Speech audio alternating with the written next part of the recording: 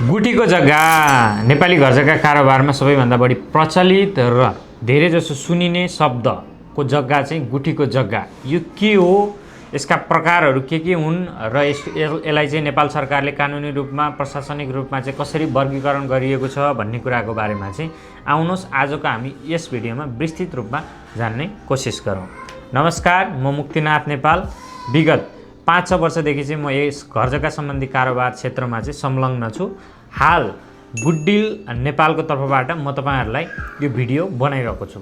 यसमा चाहिँ म तपाईहरुलाई नेपाली बजारमा गुठी जग्गा भनेको के हो, गुठी जग्गा भन्नाले सामान्य भाषामा बुझ्नुपर्दा कानुनी तथा सांस्कृतिक विशेष महत्त्व रहेको संस्थान जसको धार्मिक, सांस्कृतिक तथा सामाजिक क्रियाकलापका लागि छुट्याइएको जग्गा अथवा सम्पत्तिलाई चाहिँ हामीले गुठीको जग्गा अथवा गुठीको सम्पत्ति भनेर बुझ्ने गर्छौं।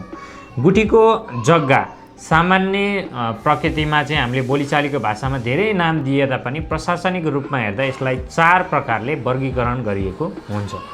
सर्वप्रथम हामीले धेरै सुनिरहेको लोकप्रिय शब्द 1 नम्बरको चाहिँ गुठी रैतानी नम्बरी जग्गा, जुन जग्गा चाहिँ तपाईको व्यक्तिको स्वामित्वमा रहने तर निजी रैकर जस्तै कारोबार हुने, मालपोत तिर्ने चाहिँ मालपोतमा नभइकन वडा अफिसमा तपाईले तिर्ने खालको नेचरको जग्गालाई चाहिँ हामीले गुठी रैतानी नम्बरी जग्गा भन्छौं। तपाईले फेरि मैले समराइज गरेँ तपाईलाई, स्वामित्व व्यक्तिको नाममा रहने, निजी रैकर जग्गा जस्तै कारोबार गर्न सकिने तर मालपोत चाहिँ मालपोतमा नभइकन वडामा तिर्ने खालको जग्गालाई चाहिँ गुठी रैतानी नम्बरी जग्गा भनिन्छ, जुन चाहिँ हामीले नर्मल लाल पूर्जाहरुमा काठमाडौँ उपत्यकाहरुमा चाहिँ कारोबार भइरहेको देखिरहेको हुन्छ। दोस्रो नम्बरको जग्गा छ गुठी नम्बरी जग्गा।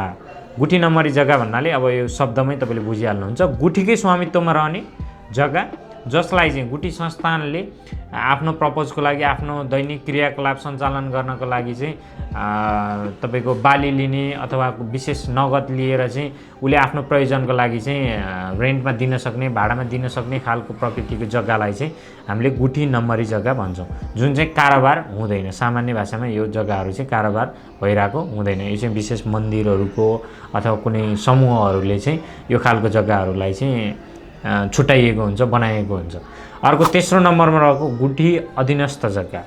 गुठी अधीनस्थ जग्गा भन्नाले चाहिँ स्वामित्व गुठी संस्थानकै नाममा हुन्छ। यसमा पनि गुठी संस्थानले चाहेको केसमा चाहिँ तपाईको भाडामा दिने अथवा निश्चित रकम दिएर चाहिँ त्यसलाई चाहिँ उपभोग गर्न पाउने बनाइएको हुन्छ। नेपालको उपत्यका सिलसिलामा विभिन्न यो नेवारी समुदायको ग्रुपहरुमा रहेको गुठीको जग्गाहरू चाहिँ यो अधीनस्थ प्रकारमा रहेर उहाँहरूले चाहिँ रेन्टमा दिने, त्यहाँबाट चाहिँ बालीहरू लिने तथा आफूलाई चाहिँ केही सर्टेन रकमहरू चाहिँ तपाईको रोयल्टी बापत लिएर चाहिँ उपभोग गरिरहेको हुन्छ। नम्बर 4थोमा रहेको जग्गा चाहिँ छ गुठी तैनाथी जग्गा। गुठी तैनाथी जग्गा भन्नाले चाहिँ यसको पनि स्वामित्व गुठी संस्थानकै नाममा हुन्छ। अब यसलाई पनि गुठी संस्थानले चाहेको केसमा भाडामा दिन नि सकिने भयो अनि उसलाई सर्टेन % बाली अथवा रोयल्टी दिएर चाहिँ त्यो जग्गा उपभोग गर्न पनि पाउन सक्ने खालको जग्गा जसको चाहिँ स्वामित्व गुठी संस्थानकै नाममा हुन्छ। यी 3 प्रकारको जग्गा चाहिँ विशेष गरी कारोबार भइरहेको हुँदैन उपत्यकामा। यो गुठी रैतानी नम्बरी जग्गा बाहेक अरु जग्गा चाहिँ कारोबार भइरहेको हुँदैन। यस्तो खालको जग्गा जुन चाहिँ तपाईको कुनै राजाहरूले तपाईको पुजारी अथवा विशेष व्यक्तिलाई बक्सिएको अथवा दिएको खालको जग्गाहरू पनि हामीले पाइरहेको हुन्छौँ। कुनै प्रचलित मठ मन्दिर अथवा सांस्कृतिक ग्रुप समूहहरूको चाहिँ स्वामित्वमा चाहिँ उहाँहरूले चाहिँ आफ्नो जग्गाहरू राखेर चाहिँ एउटा समूह बनाएर संस्थान बनाएर चाहिँ चलन उपभोग गरिरहेको पनि हामीले देख्न सक्छौँ।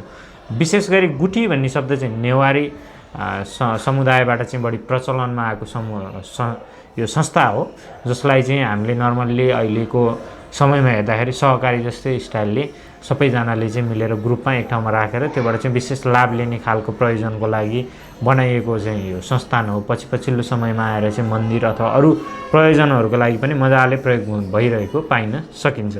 त्यसैले तपाईले घर जग्गा खरिद बिक्री गर्दा गुठी शब्द सुनेर त्यति आत्तिनुपर्ने, समस्यामा पर्नुपर्ने कुनै विषय छैन। तर पनि तपाईले एकदमै विस्तृतमा जानकारी नलिगिकन चाहिँ गुठी भन्दैमा सबै गुठी खालका जग्गाहरू कारोबार गर्न मिल्दैन। त्यसैले बुझेर मात्र घर जग्गा कारोबार गर्नु होला।